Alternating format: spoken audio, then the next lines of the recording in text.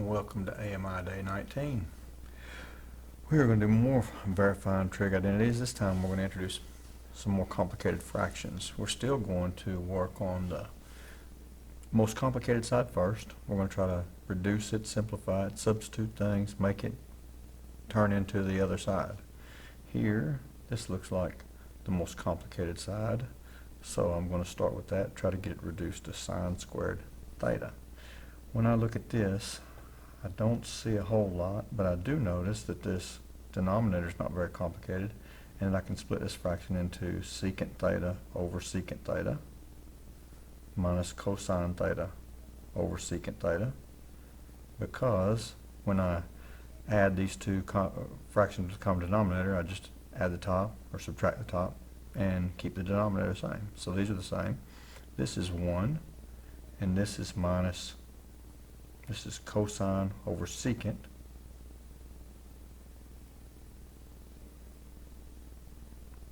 so cosine over secant is cosine theta over 1 over cosine theta. When I divide by a fraction, I flip that fraction and multiply, so I get 1 minus cosine theta times cosine theta over 1, or just cosine theta. That's 1 minus cosine squared theta. And as we showed yesterday, 1 minus cosine squared theta, using the Pythagorean identity, is equal to sine squared theta. So sine squared theta over here is equal to sine squared theta over here. We have verified that identity.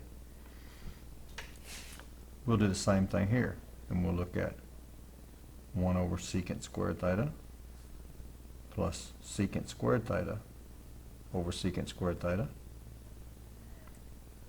This is 1 over secant squared theta is 1 over cosine squared theta, and secant squared theta plus, or over secant squared theta is just 1.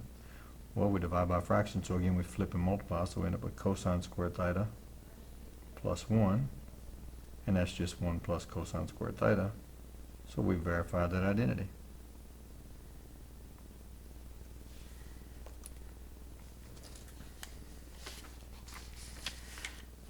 Now we'll go back and we'll deal with fractions, and we'll have to factor some. When we look at this expression, sine squared theta minus 2 sine theta plus 1, if we let u equal sine theta, then u squared is equal to sine squared theta.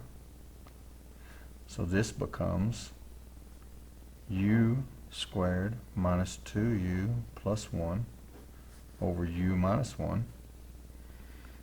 U squared minus 2u plus 1, if we factor that, we're looking for two numbers multiply to make 1 and add to make negative 2. So that's negative 1 and 1. So this becomes u minus 1 times u minus 1 over u minus 1. One of those u minus 1s will cancel top and bottom, leave us with u minus 1. And since u is sine theta, that's just sine theta minus 1, and that's equal to sine theta minus 1. On the next one, we're going to have to get a common denominator, and kind of like we talked about yesterday, I see opportunities for making things turn into that the Pythagorean identities. When I look at 1 minus sine theta, I think I can multiply that by 1 plus sine theta.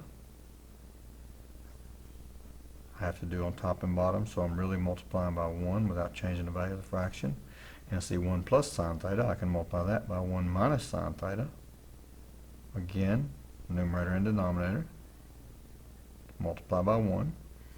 So 1 times 1 plus sine theta gives me 1 plus sine theta, and this is 1, just like yesterday, minus sine theta plus sine theta cancels, and now minus sine squared theta.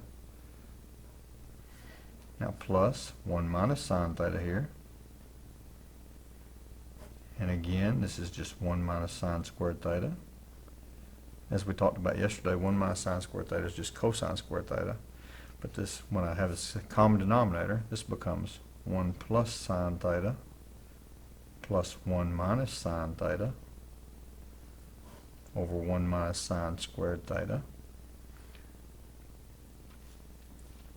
1 plus 1, and the sine and the negative sine theta cancel out, so we get 2 over, and this we said is equal to cosine squared theta. So this is the same as 2 times 1 over cosine squared theta, which is just 2 secant squared theta. And we have verified that identity. And these are the kind of things you'll do today when you practice problems. So that's just more fun with trig identities and fractions and factoring and all the stuff we've been teaching you all along. It's good stuff.